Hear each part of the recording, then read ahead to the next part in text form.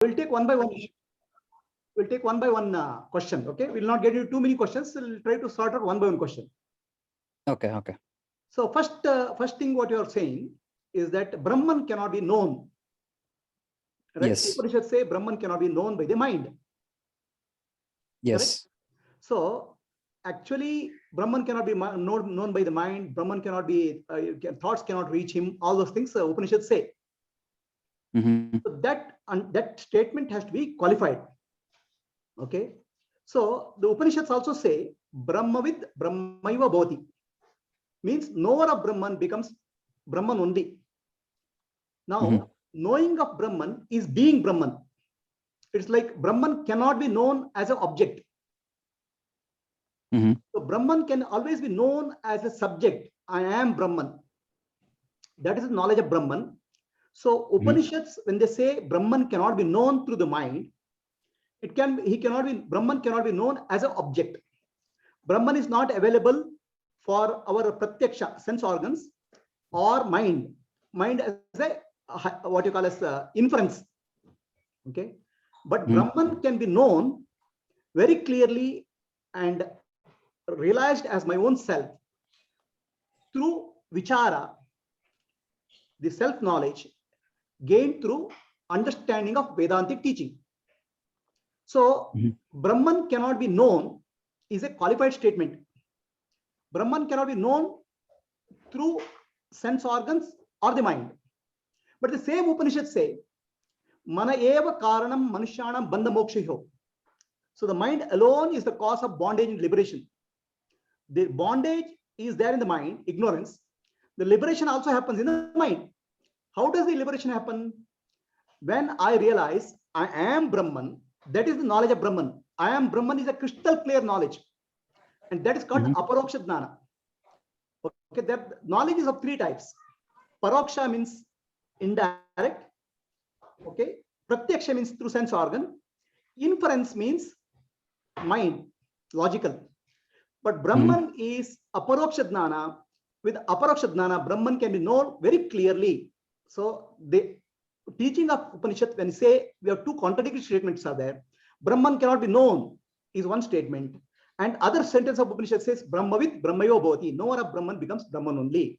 So these two sentences have to be, we have to understand together. Okay. So if Brahman cannot be known, then there is no meaning of Brahmadnana or Atmadnana. So Brahmadnana and Atmadnana you can never obtain through sense organs or through mind inference or logical reasoning. But Brahmadnana can be obtained through teaching of Upanishad or contemplation of the teaching of Upanishad. And Brahman can be known as my own self, Atma. So when we say knower of Brahman becomes Brahman. Knower of Brahman doesn't become Brahman. Knower of Brahman doesn't become Brahman. Knower of Brahman is Brahman. He's already is Brahman. He cannot become. Right. So, but that knowledge has to be in the mind, right? See. Now I understand that, like when we say, correct me if I'm wrong. So the universe is experiencing itself. No. Let us not change the topic. Okay. Let us focus on the knower. Yeah. So knower and the knowledge should arise in the mind, right? Always the knowledge and ignorance in the mind. There's nowhere else possible. Yeah, but knowing also should arise there itself. How can knower exist without knowledge? No. Yes, knowing and ignorance both arise in the mind. Okay. So that's why that Atmadnana is a clear knowledge arising in the mind. That's why Mana eva karanam manushyanam bandha mokshayo.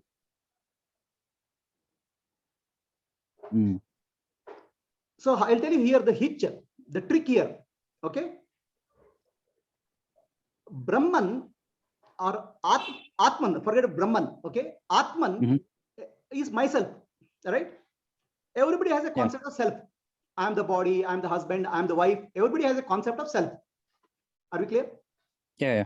So that self is Atman. Whatever you call as a body, mind, intellect, whatever you call is a self is the Atman. Right?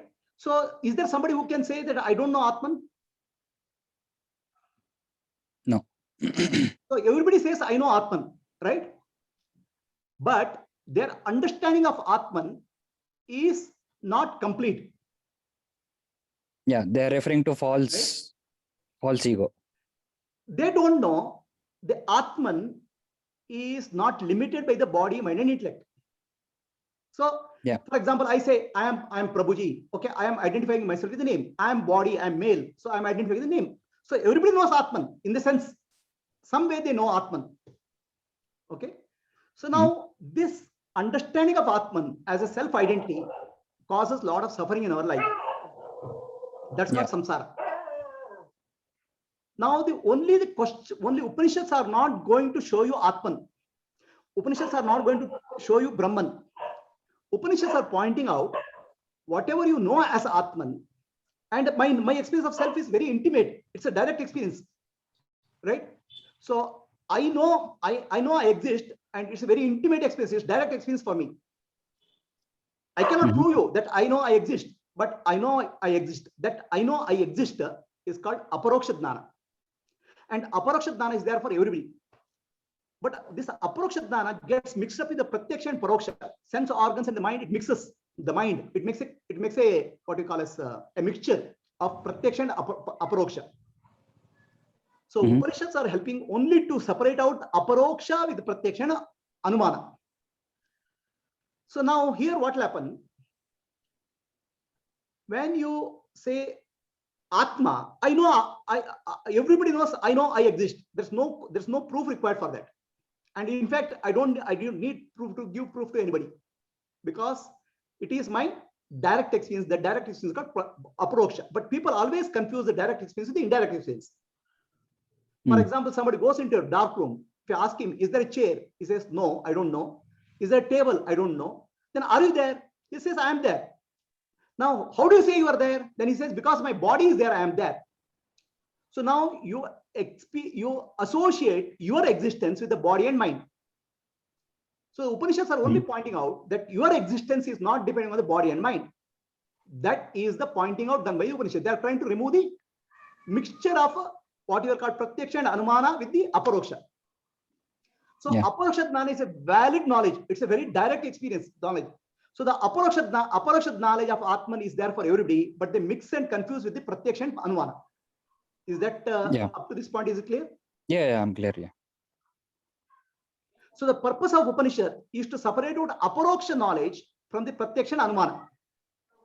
Then what you don't know, what we don't know, what any of us don't know, is that this Atman, what I call as myself, is getting mixed up with the pratyaksha and anumana. One, I don't know.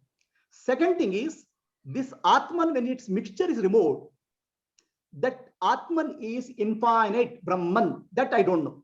So Upanishads are only trying to point out our erroneous mixing up pratyaksha, anumana, and aparoksha. So Brahman knowledge or Atman knowledge is always aparoksha for us, always direct knowledge. So Brahman can be known as aparoksha always, and aparoksha is a valid means of knowledge. So Upanishads, when they say you cannot know Brahman, they are only speaking of you cannot know Brahman with pratyaksha and anumana. But as aparoksha, you know every time, all the time. So then what is the question of Atmadnana or Brahmadnana? The mind, in the intellect level, we are mixing up pratyaksha, anumana, and paroksha. We are mixing up. That mixture is happening. So Atmadnana is removing and separating out this out and understanding my aparoksha knowledge of Atman is Brahman. So that knowledge has to happen in the mind only. Okay, but Brahman has power to create external world, right? Objects are appearing. That is the experience of seeing, taste. Sorry, I'm not able to hear you. Can you tell me? Hello? Yeah, can you tell me? Yeah. No, I'm saying, yeah, I understand that the true self is Atman, and that is not body and mind, yes. But body and mind seems to exist, or the experience of seeing or the objects, those things exist. No, we'll come to next level. That next question is next level. First question is, Upanishad statement say that Atman, mind, Brahman cannot be known by any means. That is understood clearly or not? Brahman can be known very clearly as aparoksha jnana, and it's known all the time, right? Yeah. Okay, yeah. Okay, that issue you are sorted out. Yeah. So Upanishads are only trying to remove the confusion created by pratyaksha and anumana getting superimposed on aparoksha. Okay. So Upanishads are not showing us Atman. Upanishads are not showing us Brahman. And you cannot become Brahman because you are already Brahman. Is that question sorted out clearly? Yes, yeah. So then we'll take, if that's the question is sorted out. So the first you started with the question saying that Brahman cannot be known. So I'm saying Brahman can be known very clearly. It's known all the time, but only it's confused with the body and mind. Okay. So Upanishads are only removing that confusion. They're not showing us Brahman. They're not showing us Atma. Atma is a direct experience. Okay, here experience is a means of knowledge. So okay. I'm not speaking, I'm calling it experiences for the purpose of saying it. It's not an experience because you are the Atman, you are the Brahman. Whenever I say, when I say, oh, I am coming and I am going, that I am is taken for granted. Okay, I am coming and I am going, I refer to my body, but if I see very closely, the I am is used always as unchanging reality. I was there in Mysore, I brought up in Bangalore, I am going to Hyderabad, that I am never changes. So I am referring to always unchanging reality. Right? So whenever I say speak of I am always speaking of unchanging reality. Okay, but it applies only to waking state. No, we'll take state analysis later because all discussions are happening in waking state. Okay, right? okay. The current discussion is in waking state. Other states will take later. Okay. So whenever in waking state I make a statement of anything with respect to I am, I use 10,000 times I am every time, every day. And always that I am is unchanging reality. That means intuitively I know I am is unchanging. Okay. But universally, everybody confuses that I am unchanging reality, the changing body, mind, and intellect. Universally. It's a universal error, not individual. Correct. Yeah. That universal error is called avidya. Right. Yeah. Okay. Now, what happens in a dark room? You ask, do you exist? Are you there? Yes, I am there. Then you'll say, why are you there? Because I am body, mind is there. Okay. So this actually, there is a philosopher. You have heard of him? I think, therefore I am. You have heard of that statement? Yeah, René Descartes. Right. It's a wrong statement. Correct. I think, therefore I am. I am there because I think is not correct. Okay. I am there. That's why I think.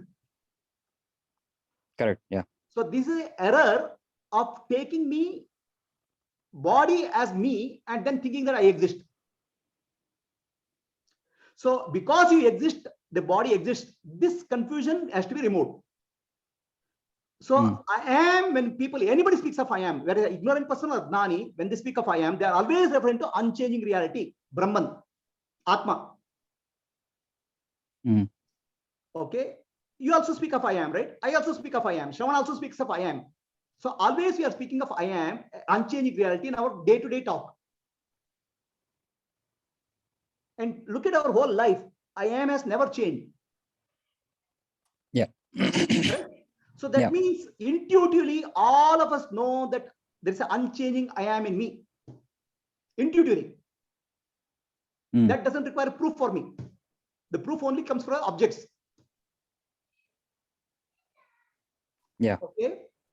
And that in that I am, I is referring to consciousness. Am is representing existence. Consciousness and existence, I always claim that I am conscious, I am exist. Intuitively, I claim all the time. But universally, everybody makes a mistake of mixing up that with the body and mind and says, I exist because of the body. And so each of us is a mixture of two, a changing reality and unchanging reality. Okay. all of us are 100% sure I am the unchanging reality. That's why we make claim of I am always 100%. There is a clarity in all of us. That's why we make say I am very confidently, I was there, I am here. But 100% we make a mistake of mixing up that with the body and mind. Changing is mixed with the unchanging. Okay. So the mixing of the changing with unchanging is Nitya and Anitya getting mixed up is the confusion, and Upanishads are trying to remove this. So the Atma or Brahman is our Nitya Aparoksha. It's always available to us as a direct experience. So when the Upanishad says Brahman cannot be known, it only means that cannot be known as Paroksha or Pratyaksha, indirect or direct or through inference. It's always a direct and intimate experience for all of us. Okay. Okay. So now there are two parts to this. Okay. Atma, you know all the time.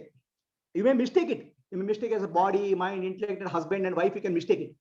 But Atma is known to you. Self is known to you, right? Is there somebody who doesn't know self? No. But everybody knows the self wrongly. Yeah. It's a universal error called avidya. Now, other part what we don't know is that this self which I know is infinite reality. That I don't know.